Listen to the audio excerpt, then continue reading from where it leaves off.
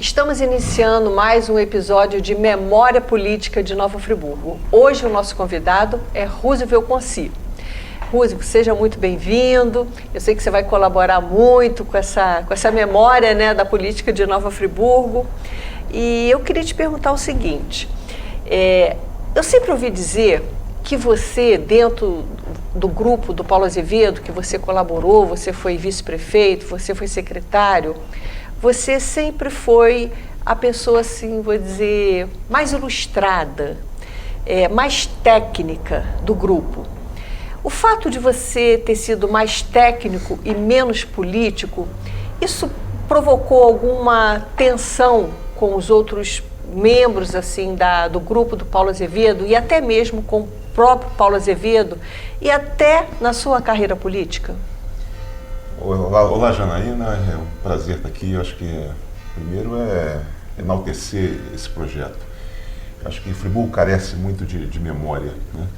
E nós temos, ao longo do tempo, isso com certeza, essa falta de memória, ela prejudicou sim o desempenho, o andamento de toda a trajetória de uma política talvez mais clara, mais transparente e de quadros, né?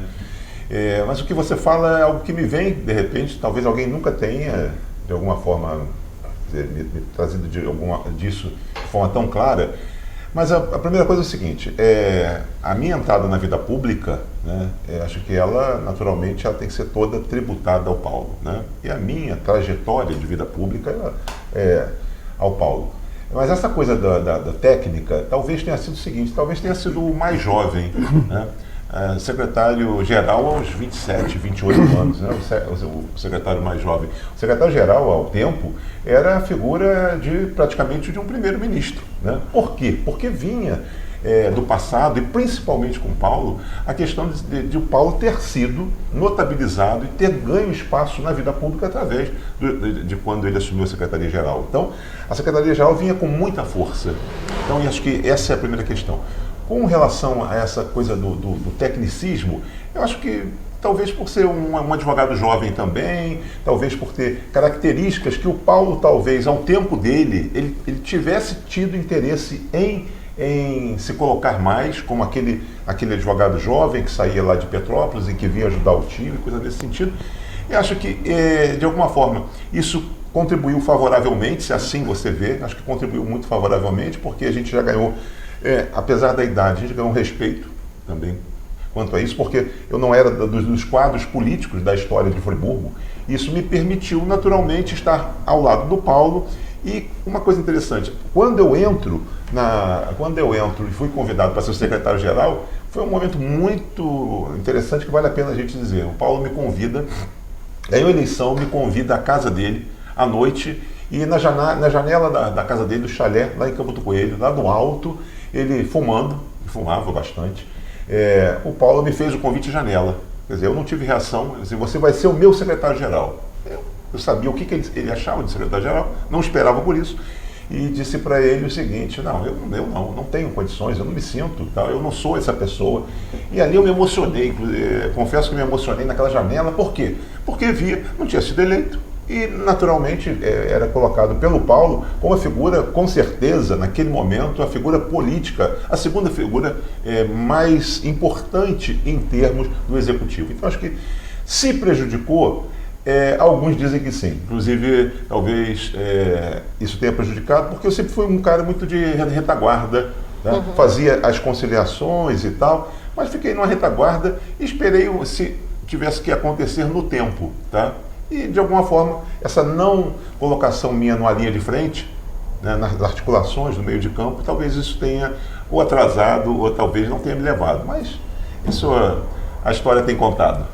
Quer dizer, então esse seu perfil técnico, como eu coloquei, que é assim que você era visto, e isso de qualquer forma gerou uma certa...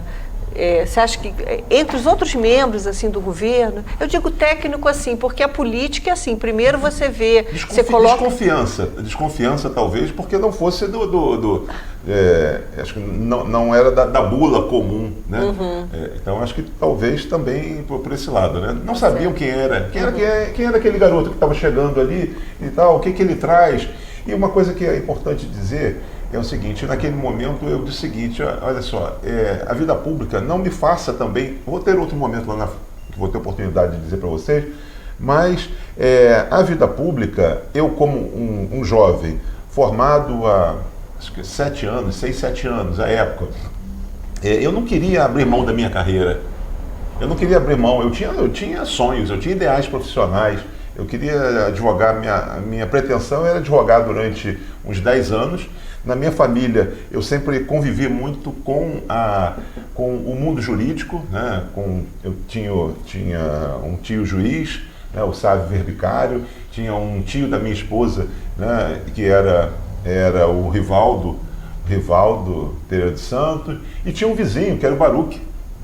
Então eu fui cercado por esse ambiente. E qual era o projeto meu profissional de vida? Era ser advogado durante um tempo, fazer um concurso na frente para a magistratura e, quem sabe, um dia chegar ao tribunal com a figura de um desembargador, alguma coisa. Então, tinha esse plano.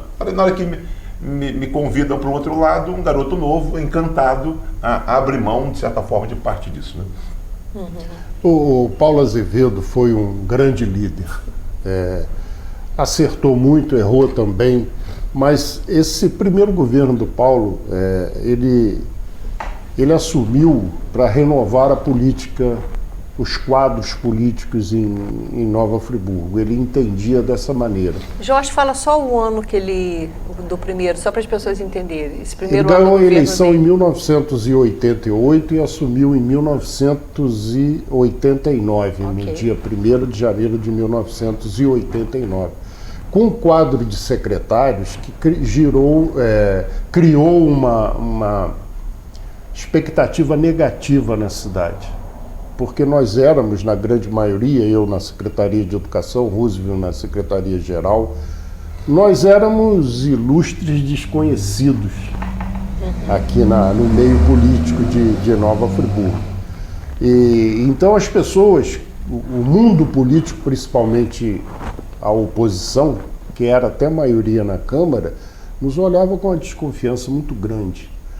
Mas o Roosevelt teve o mérito de saber coordenar todo esse grupo de jovens e de desconhecidos com o apoio total do Paulo. Paulo também, ele nos dava liberdade de trabalho, nos orientava e cobrava muito. Nós éramos muito cobrados, nós não tínhamos sábado, domingo e nem noite de sono tranquilo. Às vezes o telefone tocava 2 horas da manhã, né, Roosevelt? Com certeza. E aí o Paulo falava assim, o que você está fazendo? Pô, estou dormindo. Mas por que você está dormindo se eu estou trabalhando? Isso assim. Ele era notívago, né? Total. E amanhã eu preciso que isso esteja resolvido. E nunca nos faltou recursos para trabalhar. E o Roosevelt teve essa capacidade de conduzir esse grupo de jovens de uma forma que, posso dizer com tranquilidade, com 6 meses de governo, nós já tínhamos o respeito da população, principalmente do meio político. E eu gostaria que o Roosevelt contasse aqui para a memória de Nova Friburgo como foi lidar, por exemplo, com figuras já tradicionais da vida pública que estavam no nosso grupo, como, por exemplo, Sebastião Pacheco, Neuci da Silva, Jorge Muniz, Fernando Pinto, que eram do... Como é que foi isso, Roosevelt, essa relação com essas figuras que eram do nosso grupo, mas já tinham uma certa experiência aí na vida pública? Hélio Medeiros, Irani Medeiros. Com certeza. Janaína, acho que algo também a ser exaltado hoje aqui é a presença do Jorge Carvalho. Jorge Carvalho consegue, como ele mesmo anunciou, né, com a minha chegada, né, o Jorge Carvalho consegue, ao longo do tempo, né, ele consegue permanecer atual, presente e sempre muito ligado às questões da política, muito contundente, mas tendo sempre como propósito o friburguense que tem, acima de tudo, um compromisso e um ideário de servir a cidade, quer seja em todos os espaços, quer seja na secretaria, quer seja na banda, quer seja no sindicato. O Jorge sempre esteve presente nos clubes de futebol, no Friburgo, coisa nesse sentido. Então, quando ele chega aqui hoje, a gente, de alguma forma, a gente se sente confortável, e, por outro lado, também a gente sente que tem alguém que a gente continua e permanece um amadurecimento da respeitabilidade. Isso é incomum, tá? Então, isso é importante que a gente traga, primeiro, a contextualização da figura do Jorge diante de todo o processo político, e porque, inclusive, sendo convidado pela Academia de Letras para estar aqui hoje. Então, isso é importante, porque às vezes a gente fala, mas não contextualiza. Jorge, tudo foi muito difícil, né? Quando você fala de Sebastião Pacheco, eu fui ganhar o respeito de Sebastião Pacheco, tá? Uma das figuras admiráveis, e a gente falava o seguinte, isso com todo o respeito que a gente ainda lhe dedica e que a memória... Mas a gente falava o seguinte, era a gíria, né? Hoje talvez seja politicamente incorreto a gente falar, mas a gente pede licença para entrar aí e falar. O Tião era um cavalo para trabalhar, ele tinha uma força, uma disposição, né? E outra coisa, quando ele veio para o nosso grupo, né? Ele veio também talvez com mais disposição ainda, porque talvez ele tenha sido subjugado, talvez ele tenha de alguma forma ignorado a força política, porque o outro grupo que nós de alguma forma dualizávamos ou rivalizávamos, que era o Heródoto. Exatamente. Heródoto Bento de Melo. Então, era uma força política, mas acontece o seguinte, era conhecido principalmente por mim e pelo Jorge como um grupo chamado elitizado. Era um grupo dos rotarianos, era um grupo dos empresários, era um grupo, a gente falava, um grupo dos ricos de Friburgo. Né?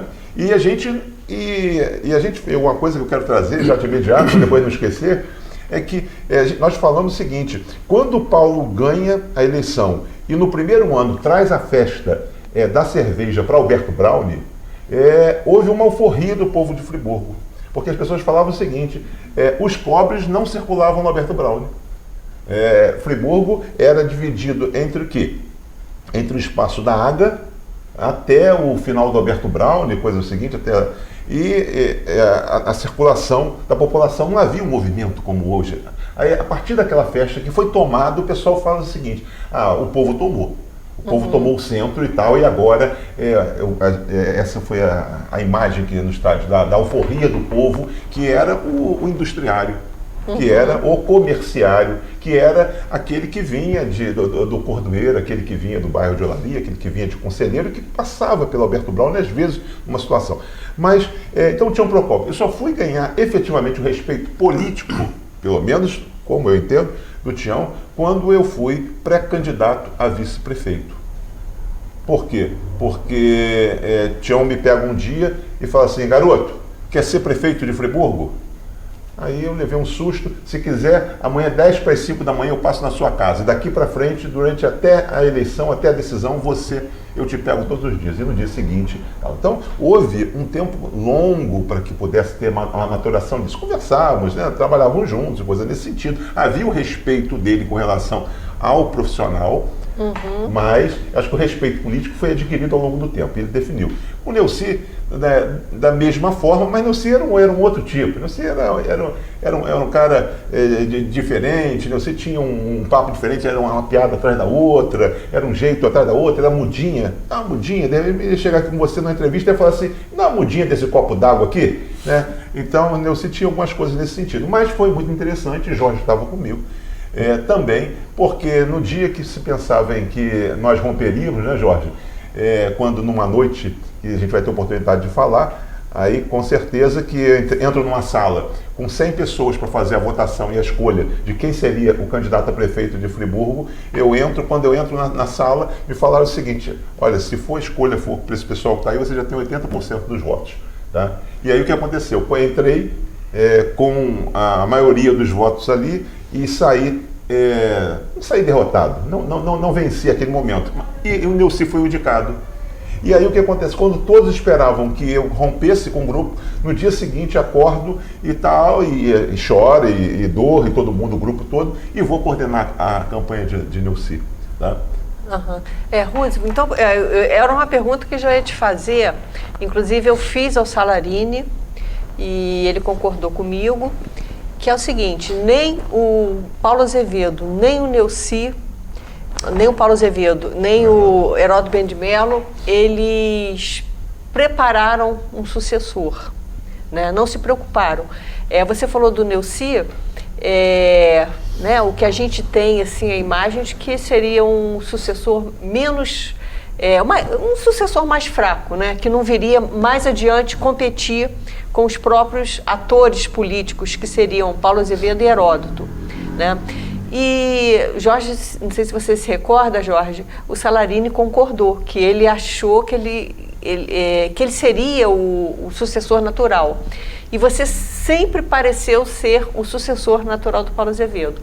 Quer dizer, você acha que no fundo, eles não queriam uma pessoa forte na sua sucessão, com mais projeção, com medo que um dia virasse assim um opositor político e crescesse muito? É uma prática, muitas vezes, de uma liderança, né? Olha, Janaína, eu sempre ouvi falar isso, né? Eu acho que parte desse raciocínio, eu acho que a gente tem que encarar como algo concreto que aconteceu, mas acho que faltou também muito da nossa parte, da nossa ousadia, do nosso querer, do nosso enfrentamento. Então, nós, de alguma forma, hoje eu vejo que nós também nos submetemos àquela condição. Tá? Então, isso foi... e, naturalmente, o seguinte, o projeto daqueles líderes, né, tanto do Paulo quanto do Heródoto, era muito mais um projeto local. Né? Eles, com todo respeito, hoje eu vejo o seguinte, eles não tinham a pretensão de sair de Friburgo. Eles queriam ficar em Friburgo. E Friburgo, hoje a gente fala o seguinte, Friburgo ganhou muito com essa polarização, porque um queria sempre fazer mais do que o outro, e depois o outro, que rua que fez, que bairro que fez, e o outro chegava. Mas, não sei, não hoje, ainda não consigo identificar se não queriam, porque tinham aquela coisa, tem medo do sucessor que depois... Mas talvez eles não tivessem interesse em projetar muito alguém, porque lá na frente eles tinham quase que a certeza que voltariam. Tá? Então, essa certeza, eles não vislumbravam aquela coisa do querer colocar outro, eles queriam manter o grupo, queriam manter o time. O time mantido, eles sabiam o seguinte, hoje vai entrar amanhã eu volto.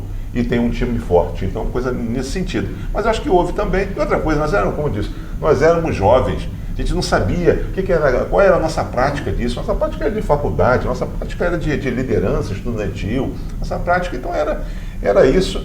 Mas o Jorge fala bem o seguinte, foi um grupo que foi muito leal, muito fiel a princípios, e esses princípios eram princípios da cidade, princípios que hoje a gente não consegue ver mais isso aí. Então, acho que... Incomodava ao Paulo muito a projeção que, porventura, nós pudéssemos ter. Eu passei por isso quando eu fui eleito presidente do diretório do PMDB e fiquei à frente do partido por muitos anos.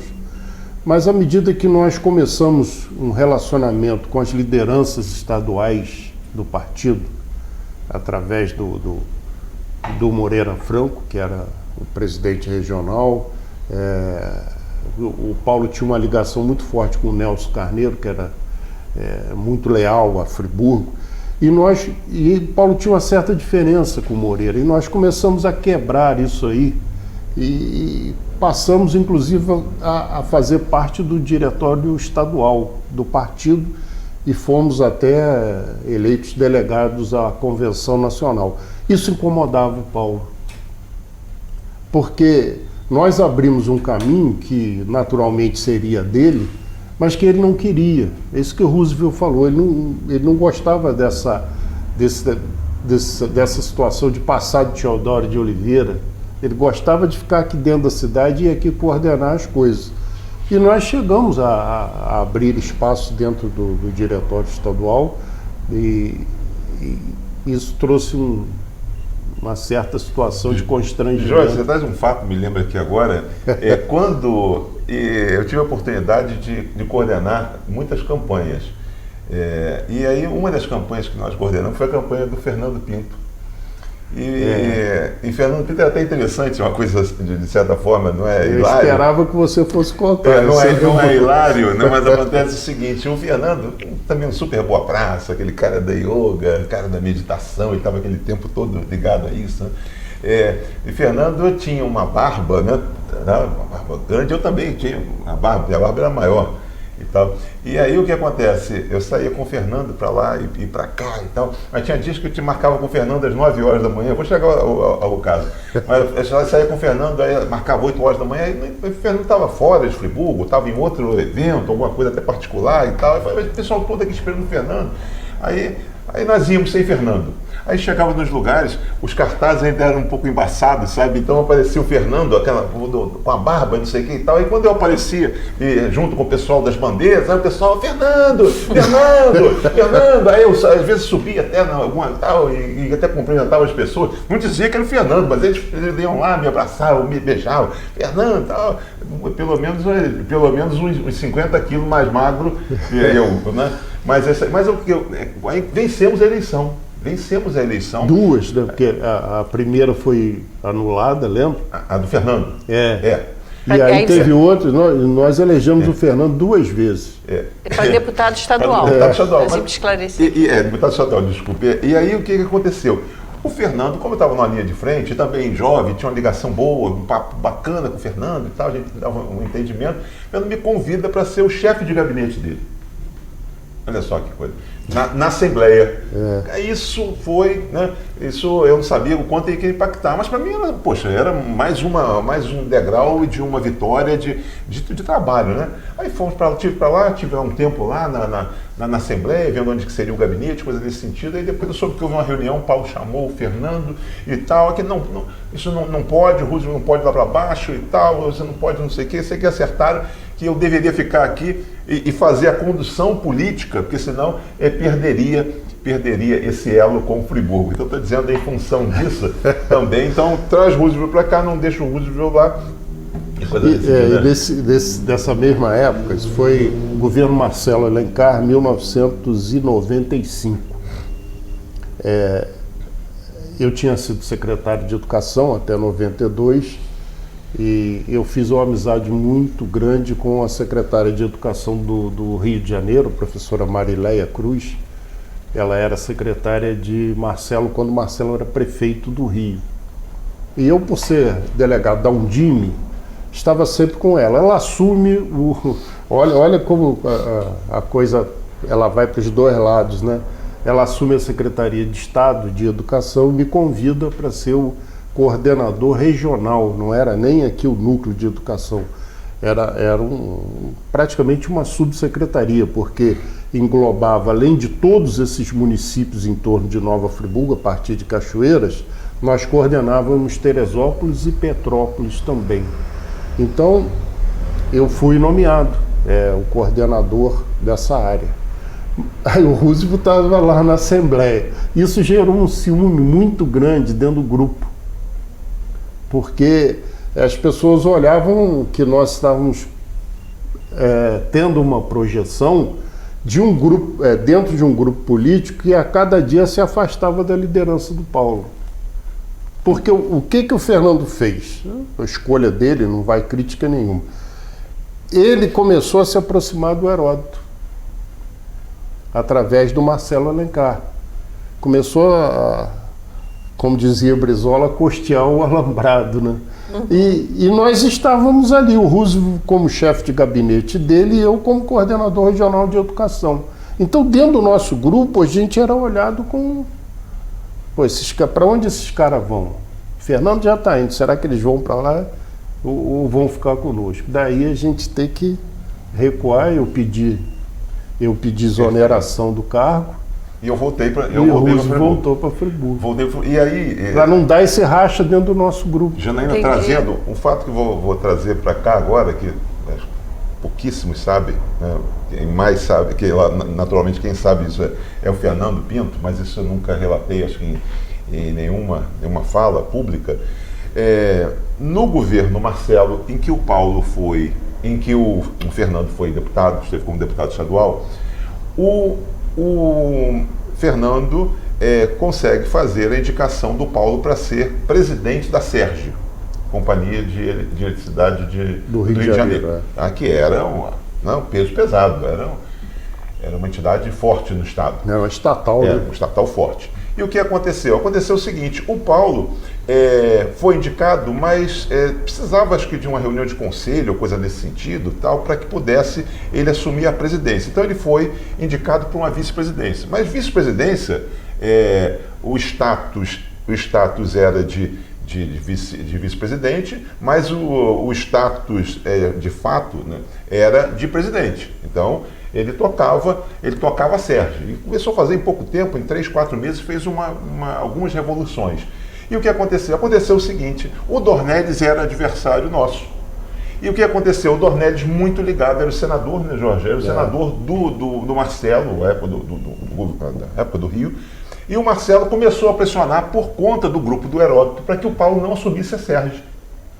Isso nos bastidores. E aí a gente começou a ver o seguinte, mas essa assembleia não acontece, o Paulo não ascende a condição de presidente, fica só como vice-presidente. Isso começou a incomodar. Se incomodava nós, imagina o Paulo como é que incomodava, mas o Paulo ia tocando, o Paulo não dava. O que aconteceu? Acontece um dia, o Fernando me chama e fala o seguinte, Rússio, olha só, Marcelo não vai nomear o Paulo. É presidente da Sérgio. É uma pressão grande do Dornelles, do grupo do Dornelles, e não vai acontecer.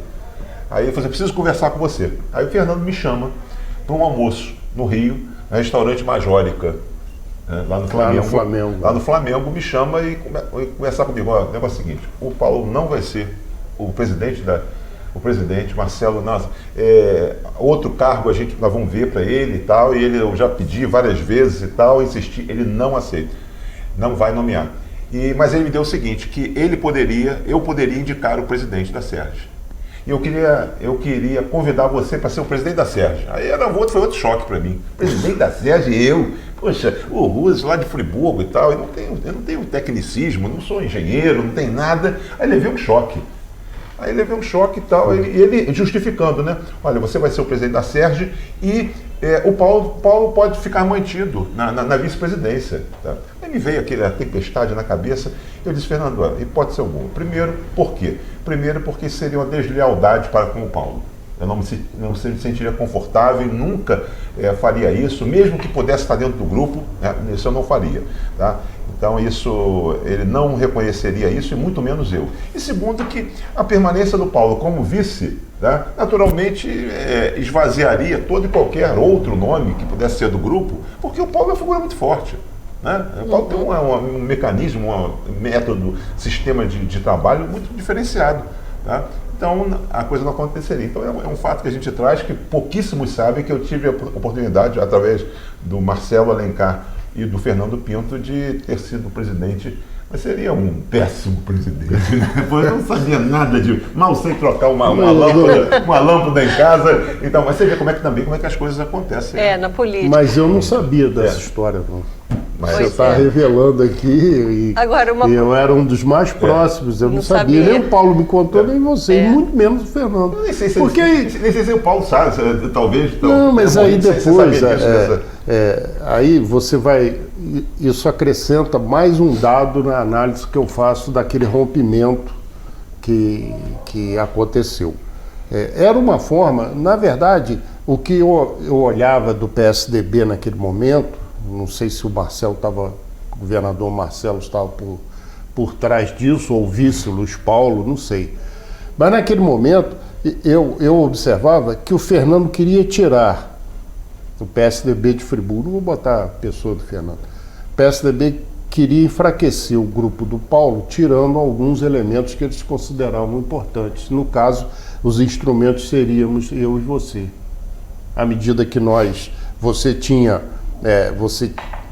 aquela mágoa que a gente não perde, perdoa e tal, mas aquilo fica guardado com a gente, da escolha do Neuci para prefeito, como eu também fiquei com aquela da escolha do próprio Neuci para deputado, quando naquele momento eu entendi que eu tinha as maiores condições e as pesquisas mostravam que sim, para ser o deputado estadual. O Paulo não deixou, assim como não deixou você concorrer para prefeito.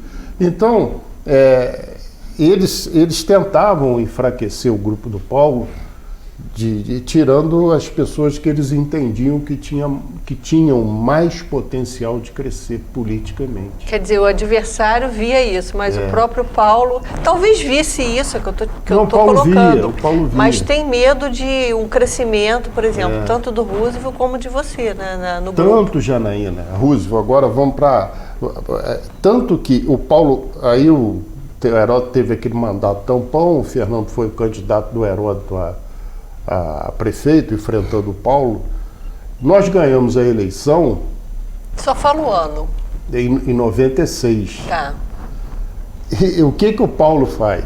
Eu era presidente do partido e um dia ele me chamou.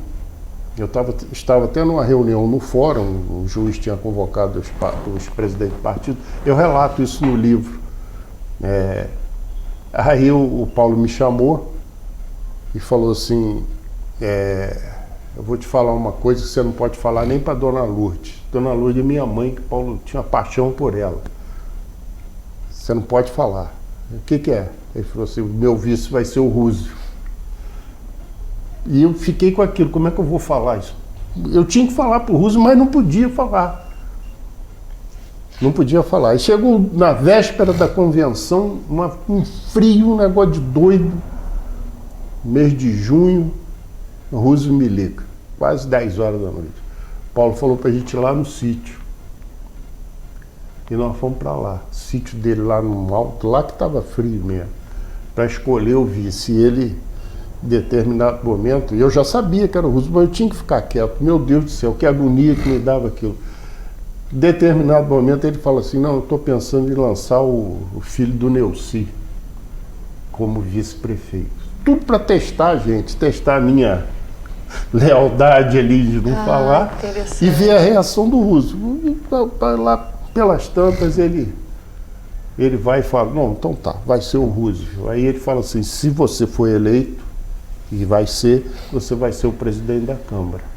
Então ele dava ali meio que uma compensação ao Roosevelt daquilo que ele fez lá em 92. Ali, Janaína, naquela noite, o Jorge sintetizou, mas o Paulo falou de alguns nomes.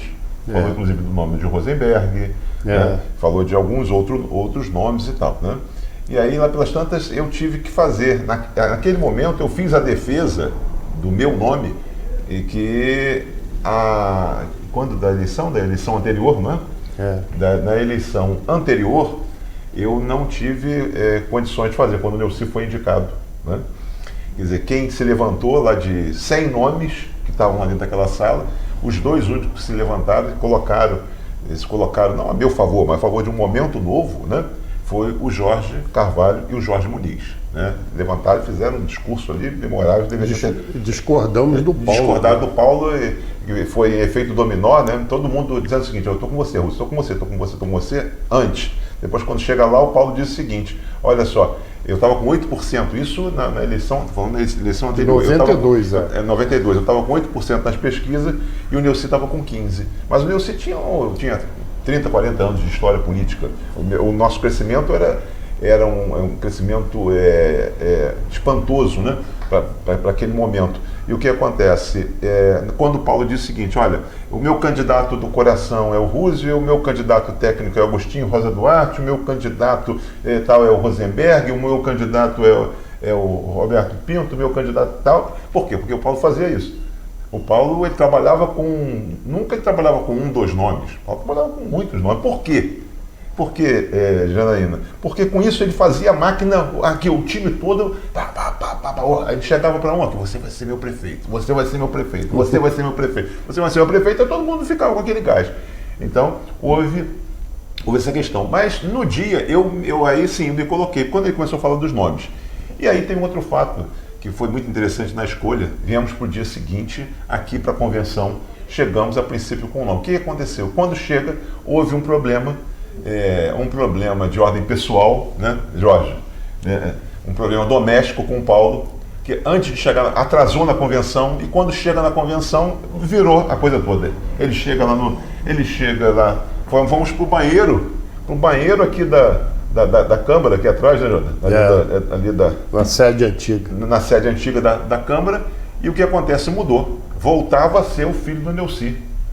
Né? Ou então o Rosenberg. Nossa, que coisa confusa. Ou então o Rosenberg. E aí o que aconteceu? Quando eu cheguei aqui, já todo mundo esperando que fosse, as mulheres tinham um comitê feminino muito forte, Márcia. Um comitê feminino com em torno de 150 mulheres. Né? Aquelas mulheres aí começaram a jogar papel picado, pétala de rosa quando eu cheguei e tal. Eu era candidato do comitê feminino também. Tá? E aí o que aconteceu? O Paulo levou um susto quando ele chegou e que o pessoal falando meu nome e tal. E dentro do banheiro, a coisa, olha, não vai ser o Roosevelt, vai ser o Rosenberg, vai ser o filho do Neuci, com o Aurélio, né? E coisa nesse sentido. E aí o negócio ficou apertado. Tanto é que depois ele só anunciou quando ele chegou no caminhão. Por quê? Houve uma pressão doméstica, né? Em que falou o seguinte, o Roosevelt não. Então, aconteceu isso e aí houve um mal-estar grande, né, Jorge? Foi. Então não desagradável. foi essa a imagem que me passou, que partiu dele isso. Houve uma pressão para que você não fosse o candidato interna. Não era pressão. Você não falou isso agora? Não foi pressão política, não. Foi uma coisa interna na família dele lá. Entendeu? A família dele tinha interesse em outro nome. Porque sim. havia um ciúme da minha parte. O ciúme que eu digo é o seguinte, eu era muito ligado ao Paulo. Eu entrei no escritório com 22 anos, né? Depois eu fui ser sócio dele e tal. E o que acontecia? Às vezes acontece, né? Que você vê o seguinte, que pressões domésticas acabam fazendo com que... Doméstica da casa mesmo, né? Da casa, pensei que fosse doméstica do grupo. Familiar. É familiar. Quer dizer, naquele momento eu era a opção do Paulo, tá? Mas havia uma certa opção divergente com relação a isso. Né? Foi complicado, apesar de que o Paulo nunca deu muito cartaz para esse negócio de família. Ele, curioso, né? Surpreende. Mas ali porque foi muito em cima da hora. Foi um negócio que, se você anunciar, vai acontecer isso, vai acontecer aquilo, não sei o quê, não pode, mas ele já tinha assumido o compromisso, principalmente comigo, que era presidente do partido. E ali na convenção estavam figuras representativas do MDB do Estado do Rio de Janeiro. E eu já tinha dito, por exemplo, ao Moreira, ao Nelson Carneiro, que o vice era o Roosevelt. Como é que o Paulo ia chegar ali no caminhão aqui na frente da Câmara, a carreta que estava aqui, e vai dizer que não é?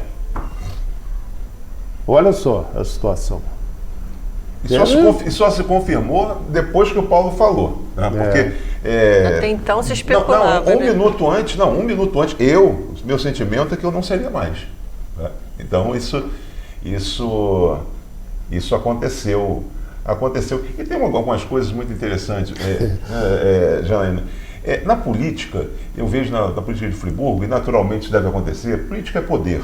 Política é sentimento de poder, política é o que você enxerga naquela figura, naquele julgamento que você faz, o quanto aquilo pode te favorecer, quer seja de ordem pessoal, coletiva ou o que seja. Então não há como. Tá? Então, como eu falo, hoje o ser humano, ao sair de casa, ele submete já ao julgamento. Ele submete ao julgamento quando ele vai para o espelho, dentro de casa. Né? Então, quando ele vai para a rua, ele está sob o julgamento direto. Então, tem isso. E o que aconteceu? Nós perdemos uma eleição, e aí Jorge era lá o garoto de sindicalista e tal, em 82. Foi quando eu chego a Friburgo, entro para o escritório do Paulo, o meu pai...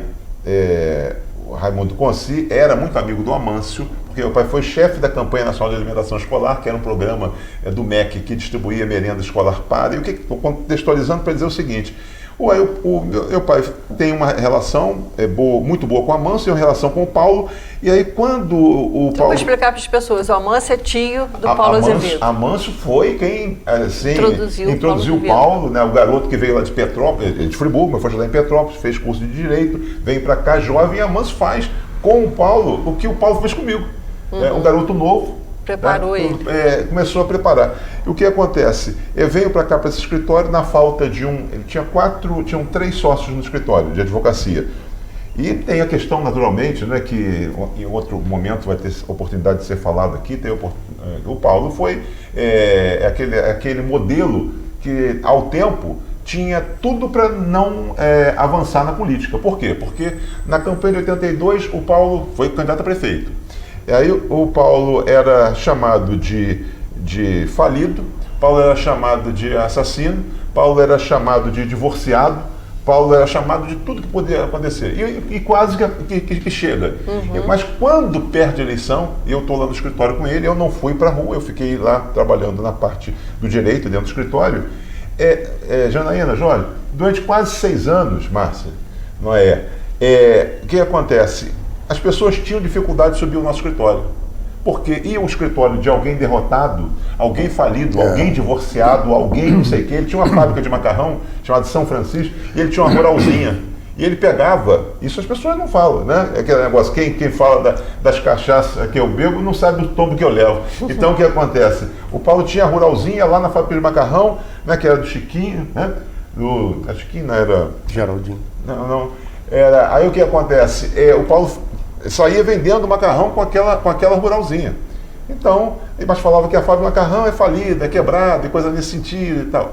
Então, perdemos a eleição e houve um processo de reconstrução muito bonito, porque a pessoa perder, ficar 6 anos aí de fora, de tudo, e sem nada, sem dinheiro, sem poder, sem nada, e depois voltar, enfrentar todo um grupo econômico. Ele perdeu na época para... O Heródoto. Foi para o Heródoto. A eleição, o mandato foi de 6 anos. E éramos poucos mesmo que frequentávamos o escritório dele. Poucos. E depois teve um racha no MDB também muito grande, uma convenção extremamente complicada aqui no ginásio Celso Peçanha, uma convenção em que um grupo acabou deixando o partido e nós tivemos que ganhar aquilo no peito e na raça. E a partir dali a gente começou a reconstruir o partido na liderança do Paulo. Aí o Paulo foi buscar Roosevelt dentro abriu as portas e dentro do próprio grupo do Heródoto que usou o Tião Pacheco para ganhar a eleição, porque se o Tião não fosse vice do Heródoto em 82, o Heródoto não ganharia a eleição. Porque o Heródoto era tido como elitista. E o Tião é quem levou o Heródoto às favelas de Friburgo. Porque o Tião conhecia, como o Roosevelt falou. Só que o Tião foi eleito vice e foi aos poucos sendo descartado pelo Heródoto. Então o Paulo teve essa habilidade de puxar o Tião, fazer do Tião candidato a deputado estadual e com isso abriu uma porta que veio o próprio Neuci. Que também era do Heródoto. O Hélio Medeiros, a Irani, aquele de Lumiar, Dias, seu Ivan Dias, o Zé Carlos Schwenk, o Jaumir Saipa, essas pessoas vieram para o nosso grupo. Uma habilidade muito grande. Uma habilidade, Paulo... e sem nada, não tinha o que oferecer. Porque o Moreira ganhou o governo do Estado e colocou aqui no palanque, na praça ali, colocou ele no meio, colocou o Paulo do lado esquerdo, o Heródoto do lado direito, levantou a mão dos dois. Esses aqui são os meus e Friburgo, mas ganhou a eleição, o dele foi Heródoto. O Heródoto era o prefeito. E nós não tínhamos nada. Mas é importante que se diga, o Jorge levantou uma outra questão, até pelo conhecimento e com a memória dele. A gente está falando aqui da figura, do personagem Paulo Azevedo, pessoa jurídica, né? A gente tem que distinguir essas coisas, né? Mas o Paulo tinha uma capacidade de distinguir as pessoas que era impressionante. Tá? Além da capacidade dele de colocar a memória a seu favor e fazer uso disso, né? De saber então quem era Dona Lourdes. Ele não falava de Dona Lourdes porque era mãe do Jorge. Ele falava com Dona Lourdes com todo o conhecimento, né, do que envolvia Dona Lourdes. Né? Então... E sabe o que ele lembrava, falando da mamãe? No sepultamento do doutor Amâncio, no velório lá na prefeitura, eu levei minha mãe e minha avó. E mamãe abraçou Paulo e falou assim: Paulo, daqui para frente você que tem que tomar conta da gente. E ele nunca esqueceu isso. Olha só. Eu até me emociono um pouco quando falo isso. Essa emoção do Jorge, ela vem por quê? Porque por que nós estamos aqui hoje? Né? Nós estamos aqui hoje exatamente por isso, porque ao tempo nós tivemos a oportunidade de fazer parte da história, mas também escrevendo a história, contribuindo de forma... Nós não passamos pela história, eu falo muito disso de Friburgo. Então, olha só, o Jorge quando fala de Tião Procópio, o Jorge quando fala de Hélio Medeiros, o Jorge quando fala de Neuci, o Jorge quando fala de vários outros desses atores, ele olha essa... veja que linha que você pode tomar. O seguinte, essas pessoas estavam ligadas a um grupo que, na verdade, elas não estavam à vontade. Elas não se sentiam confortáveis, elas não tinham um diálogo franco, não havia um reconhecimento, não havia distinção. Havia o reconhecimento e distinção pela pessoa jurídica, né? Ou seja, pelo personagem político que era e o quanto poderia, né? Eu fui um dos poucos, né, e Jorge também, nós tivemos a oportunidade de atuar com Heródoto, e eu tive a oportunidade ao tempo, você atuou com Heródoto? Atuamos. Mas quando nós fizemos nós estávamos em Cacos, fizemos uma reunião para que isso, já depois, a gente vamos colocar a cronologia, mas eu tive a oportunidade de, na Câmara, falar pela primeira vez com Heródoto direto. Se fosse há 20 anos atrás, eu teria um constrangimento tremendo de falar com ele, porque nós tínhamos constrangimento. Havia um constrangimento de falar com o Heródoto, esse doutor Heródoto, seu Heródoto, isso aqui. Ele tinha um jeito também, todo que parecia que era uma truculência e tal do engenheiro e coisa daquele sentido, mas ele tinha um certo... E o camarada era prestigiado, o cara tinha poder, o cara não sei o quê e tal. Mas aí eu tinha a oportunidade, imagina só, 30 anos depois, eu chegar e ter uma conversa de frente a frente com o Heródoto e dizer o seguinte: quando nós estávamos para nos aliarmos a ele, a indicação do vice para uma chapa dele, mais recente, aí eu disse, doutor Heródoto, tem algumas coisas que eu preciso falar, né? Nós estávamos no palanque adversário, falavam que o senhor não gostava de pobre, que pobre era depois de Regrandina, que pobre era não sei o quê, que isso era aquilo, que o povo de Cordoeira, que isso era aquilo. Professor aí, dava mais que chuchu, né? Professor... É igual chuchu. Ele falou que eu arrumou uma profissão de homem. E aí o que aconteceu? Aí ele falou assim, ele me chamava, engraçado que o Paulo me chamava de garoto e ele me chamava de menino. Olha só que coisa, que coincidência. Aí ele falou assim, menino, eu falo de consigo, menino, olha, 50% do que você está falando você está certo, mas eu não sou mais assim. Olha que coisa. Eu cheguei ao ponto de estar juntando, de ter o poder que tive. A gente tem que falar, aqui é para a gente dar o testemunho, né? E eu cheguei ao ponto de ter o poder que tudo. Sempre achei que estava fazendo pelo pobre de Friburgo, que a gente antigamente chamava de pobre. Hoje, mais uma vez, é politicamente incorreto a gente falar, né? Mas ao tempo era assim, o retrato da história. Eu fiz muito pela população menos assistida de Friburgo, né, por bairros como Cordoeira, como São Geraldo, e perdi a eleição para vocês, que eram ligados a esse grupo, que vocês defendiam essa bandeira. Mas ele falou o seguinte: cheguei ao ponto de ter o prestígio, poder em Friburgo e tal, mas cheguei também ao ponto de estar juntando moedinha para comprar litro de leite depois de uma certa idade. Tá?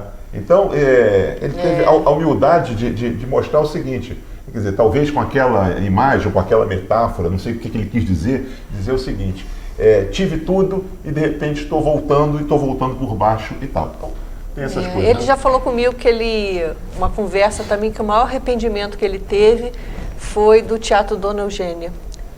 Ele comprou, né, o terreno do Teatro Dona Eugênia, ficava na rua Augusto Pinelli, demoliu para construir um edifício, né, um prédio histórico, um teatro do século XIX. Ele falou que isso foi o maior arrependimento da minha vida. Ele já falou isso comigo. E nessa linha, eu vou dando sequência. Quando eu fui convidado, aí nós estávamos aí vencemos a eleição, aí depois tinha lá um grupo que poderia ter uma secretaria, coisa nesse sentido, aí o pessoal falou: você pode ser secretário de administração. Eu falei: já fui secretário de administração. Pode ser secretário não sei o quê, pode ser secretário de projetos especiais. Aí quando falaram da cultura, aí o pessoal falou: cultura não, cultura não tem orçamento, cultura não tem isso, cultura não tem gente, não tem reconhecimento, um bando de doido. Mas essa eleição que você está falando... Desculpe, já a eleição recente de 2008. Mas com Heródoto. Aí vocês já estão no grupo do Heródoto. No grupo do Heródoto. Tá. Porque nós indicamos um vice. Então vocês romperam com o Paulo Azevedo? Não. O grupo já tinha sido desfeito. O grupo foi desfeito. Só para dizer isso, aí o que aconteceu? Na linha sua, o Heródoto me chama, então você vai ser o secretário de Cultura e eu tenho também uma dívida com Friburgo. Eu fui responsável por esse processo do construtivismo de Friburgo e fiz descaracterizar muito de Friburgo. Eu gostaria que você fosse e que você fizesse um levantamento da cidade, que tivesse de patrimônios, e com isso, na Secretaria, nós fizemos o tombamento de 155 imóveis, preservando o tombamento municipal provisório, e aí o que a gente tentou segurar. Mas, então foi em função dessa dívida, né? Foi que ele falou que a gente com você. tem essa legislação. Foi que ele falou. Que ele falou com você. Que vigora até hoje, né? Que ele falou com você e tal. Mas o Paulo, eu tive a oportunidade de privar de muita reserva de intimidade com ele. Eu fui sócio do escritório. O Paulo teve um momento na vida dele em que, de repente, o Paulo chega para mim e diz o seguinte: olha só, ele tinha um namorinho com uma menina em Friburgo, e o que acontece? E de repente um dia ele chega para mim e diz o seguinte: Rússio, vou ser pai. O que vocês fizeram aqui agora, o silêncio que vocês fizeram, eu também fiz. E aí, poxa, eu falei assim: Paulo, poxa, que bom, não sei o que, tá, mas aí ele estava numa situação, porque ele não era uma coisa assim tão pública e coisa desse sentido. E eu tive a oportunidade de, ao longo do tempo, porque eu sempre fui assim, mesmo sendo mais jovem, eu sempre tive assim, uma certa aptidão por ser um certo conselheiro e coisa nesse sentido. E fui conversando ao longo do tempo, né, para ele poder assumir efetivamente, né, e ter uma relação mais sólida e tal, e coisa nesse sentido. E aí, o que aconteceu? A indicação do nome da filha dele, que nasceu, eu tenho quase que certeza, falar que tem certeza que pode ser que ela um dia diga que não, mas eu tenho certeza que isso foi num papo que teve comigo, que eu havia sugerido um nome. E outra coisa, por conta disso, ele, dessas noites e tal, dessas opiniões, sugestões e conselhos que a gente ali nos reunimos para isso, ele me deu a filha como afilhada, tá? E depois eu dei o meu filho também como afilhado do Paulo. Então a Cíntia, minha afilhada, e o Pedro, afilhado do Paulo. Coisa nesse sentido. Mas nós tivemos momentos ali de embate, né? Dentro do próprio escritório. Teve um tempo eu advogava para banco, advogava para União de Bancos, né? E aí o que acontecia? Advogava para fazenda, cobrança, execuções, não sei o que e tal. E aí o que acontece? Chegou um tempo, Jorge, essa também pouca gente sabe. Eu falei com o Paulo: estou com um camarada aí que eu acho que ele é seu cliente ou seu amigo. Vê se você me ajuda nessa aí, porque facilitar e tal, para não precisar entrar com ação e coisa desse sentido e tal. Aí eu sei que a gente não conseguiu conversar, o que aconteceu? Passado um tempo, ele estava advogando para o camarada, né? E nós éramos sócios em algumas questões e tal. E aí eu fiquei chateado com aquilo. Achei que não deveria estar fazendo aquilo que eu havia falado e tal, mas ele falou que não, que ele era advogado do CAD, tinha que fazer, porque dois colegas dentro do escritório, com portas apenas separando e tal. Mas aí ficamos aí estremecidos hoje. Imagine só, você dentro da sua própria casa profissional, né, nós ficamos estremecidos aí uns 3, 4 meses, porque eu não aceitava aquilo. E ele também dizia que ele podia fazer, e eu falava que ele não podia fazer, e ficamos nesse sentido. Mas aí depois sentamos e nos alinhamos novamente. Então, é porque a convivência, né? Convivência é assim, a convivência... E você falou assim, você então participou do governo do Paulo e do Heródoto, duas grandes lideranças no Friburgo. Duas perguntas. Vocês, quando assumiram que vocês eram assim considerados assim, tipo outsider da política, né? Porque o Heródoto comandava toda uma elite e vocês entraram com uma outra imagem, né? Aqui em Friburgo, vocês depois reverteram essa situação que você falou. O Paulo era um candidato divorciado, que teve um envolvimento com crime, inclusive é um dos episódios aqui da nossa série que a gente fala exatamente o que aconteceu na Câmara Municipal, né, que ele foi condenado. Vocês resolveram reverter essa situação e passar a ser mais reconhecido pela política, e também que você conseguir ainda responder isso, qual era a diferença assim, entre esses dois políticos, Paulo Azevedo e Heródoto Bento de Mello? Com relação à primeira, acho que a reversão ela acabou sendo natural. Por quê? Porque o Paulo assumiu a identidade de um grupo de Friburgo que, de alguma forma, estava aí órfão, ou nunca teve, né, pelo menos na era mais contemporânea, nunca teve uma liderança que pudesse efetivamente tratar dos assuntos relacionados e tal.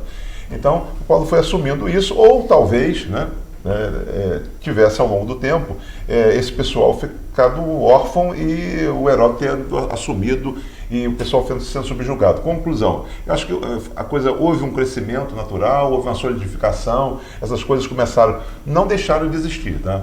Essa coisa do divorciado, isso depois... É uma pecha que levou a vida toda. Isso levou... Mas tem um fato interessante nisso tudo aí, quando Paulo ganha a eleição e alguns secretários foram eleitos, né? Uma eleição que ele reuniu o grupo para, por exemplo, o Hamilton Sampaio foi escolhido pelos advogados do grupo, o Mário Bonin foi escolhido pelos médicos e pessoal da saúde do grupo, eu fui escolhido pelo setor educacional. Quando o Roosevelt coordenou lá e tal, eu fui escolhido secretário, Paulo me chama, ele não participou diretamente, né? Indiretamente ele participava. Ele me chamou lá e falou assim, eu estou agendando para você conversar com Dom Clemente Snar, o seu secretário de educação, Dom Clemente vai te receber lá. E aí eu senti ali que era a primeira proximidade do Paulo com a Igreja Católica. Por quê? As igrejas evangélicas, ele já tinha, através da Dona Laura Laura Milheiro? Tinha um outro rapaz lá de Olaria, do SASIC, Lessa. Através da Dona Laura e do Lessa, ele já tinha esse caminho. Trânsito. E a Igreja Católica foi através da Secretaria de Educação. Tanto que... E ele muito católico, diga o seguinte, Paulo católico, de terço no bolso, dos santinhos no bolso, tudo, mas a igreja, ela tinha dificuldade no reconhecimento do Paulo como homem divorciado. Tá? E aí o que acontecia? Algumas vezes eu fui para a missa com o Paulo e a gente sentia que pelo menos havia algo, assim, naquele momento ainda, talvez hoje, e o Paulo tinha uma certa reserva com relação a isso, ficava um pouco sentido com relação a essa questão. Aí no livro que o Alexandre Gazé escreve sobre o Dom Clemente, a entrevista que ele faz com o Dom Clemente cita o Paulo Azevedo. Ele cita com carinho, com reconhecimento, com um olhar assim, que a Igreja Católica teria muito mais gratidão ao Paulo pelo trabalho que fez pelo povo mais carente do que do outro grupo. E Dom Clemente chega a dizer que o Paulo Azevedo era de esquerda. Interessante isso. A professora Márcia Machado, presente aqui, é que me doou esse livro. Eu gostei muito da leitura e recomendo, porque o Dom Clemente é uma figura importantíssima na organização da diocese. Importantíssimo, é um negócio... Era um articulador grande. Só a oportunidade para responder a sua pergunta com relação a Heródoto e Paulo. E a gente já está até chegando no final, né? Então eu gostaria de fechar com essa sua fala. Eu acho que Heródoto e Paulo foram das figuras mais importantes da história de Friburgo, né? Então, indiscutivelmente, todos os demais líderes que a gente possa ter tomado conhecimento e não convivi naturalmente, tem o conhecimento através do que a gente sabe pela leitura, mas eu acho que eles foram muito importantes porque eles conseguiram primeiro encarnar grupos de Friburgo e grupos que dependiam sim de uma manutenção de aquecimento, de estarem vivos ali, vibrantes. E acho que Paulo e um esperava pelo outro o que o outro iria fazer para o outro chegar e construir ao longo do tempo que estivesse fora do mandato, como ele voltaria e quais os projetos que ele traria. Então eu acho que Friburgo hoje, essa coisa de saudosismo, a gente tem dificuldade de falar em palavras, né? Saudosismo, amor, paz, não sei o que e tal, parece que são caretas, não. Mas essa polarização ajudou um e o outro. Não, ajudou um e o outro, ajudou muito a Friburgo. Hoje, com certeza, passado 20 anos, mais de 20 anos, as pessoas falam, poxa, como era bom e não sabia. Crianças que hoje são adultos falam, eu falo do Paulo. Eu, por exemplo, passei 8 meses na Via Expressa, coordenando a Via Expressa. Nenhuma outra obra, quer seja de mobilidade ou de impacto em Friburgo, tenha acontecido tal. Uma obra que conseguiu levar 20 mil pessoas numa inauguração liderada por Nelson Carneiro. Fizemos uma usina de reciclagem e compostagem de lixo, que foi uma usina exemplar hoje no Brasil. Apertamos a companhia de ônibus para que ela pudesse fazer um fundo ali de 20% e reservar para que pudesse fazer a renovação de todos os carros de Friburgo.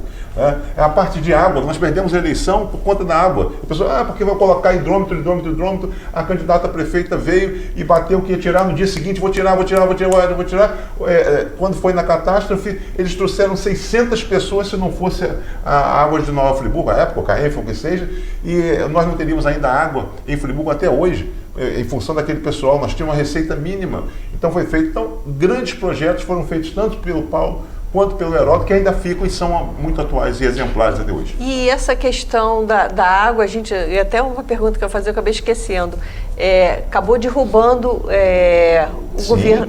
Foi. Só para você falar assim rapidamente o que aconteceu ali. Aconteceu o seguinte, nós precisávamos fazer, esse era um projeto não só de eleição, de campanha, mas precisava. Nós tínhamos deficiência com relação ao sistema de água, faltava água, era coisa desse sentido, e não tinha dinheiro para aplicar.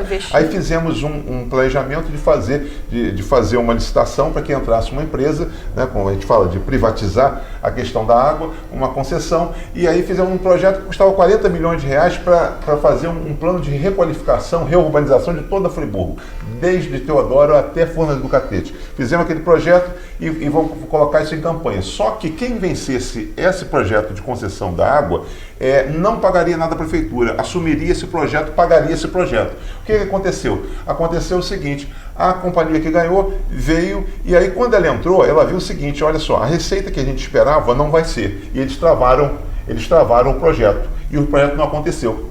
E isso na parte técnica.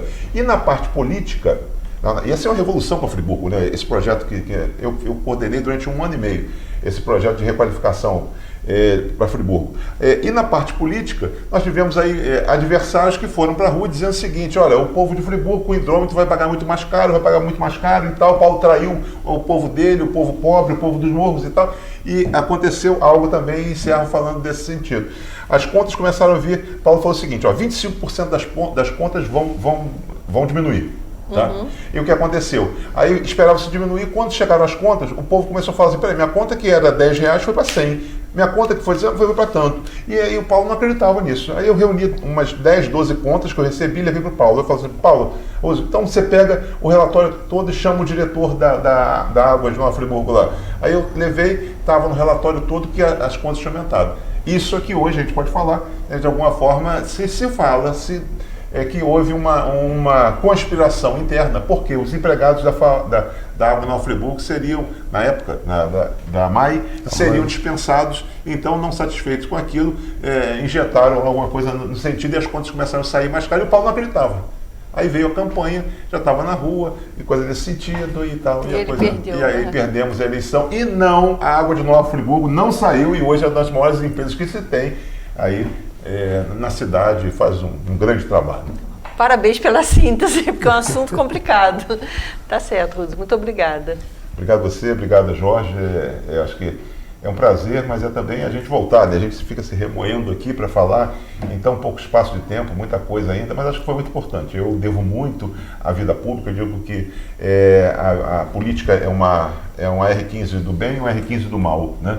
Então, você saber como é que você usa. A gente ouve muito mais falar, né, daqueles que praticam e utilizam do mal. Mas acho que em Friburgo, a experiência aqui, Jorge aqui ao lado, tanto tempo depois, o convite que eu tenho, é dizer o seguinte, valeu muito a pena, eu me orgulho disso, tenho alguns problemas até de saúde com relação a isso, fui convidado várias vezes para ser candidato e coisa nesse sentido, o nome da gente está sempre junto, mas não é fácil, tá? Você tem o despojamento, tem a entrega, não é por salário, as pessoas não entendem o que é a causa, mas tem que saber, não adianta você acordar, eu quero ser prefeito de Friburgo, não adianta, você tem que ter uma capacidade, você tem que ter, eu digo disso para o prefeito recente, o prefeito de Nova Friburgo é o maior CEO, né?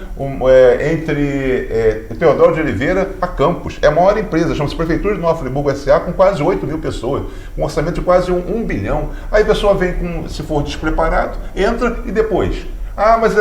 Então, eu acho que tem que ter, eu acho que o povo tem que realmente saber escolher, mas é um orgulho grande. A vida pública me tirou algumas coisas, mas me deu condição de hoje ser o que eu sou, de ser um camarada correto e cada vez mais entender as pessoas e gostar das pessoas. Isso que me faz ainda debater a vida pública, são as pessoas, né?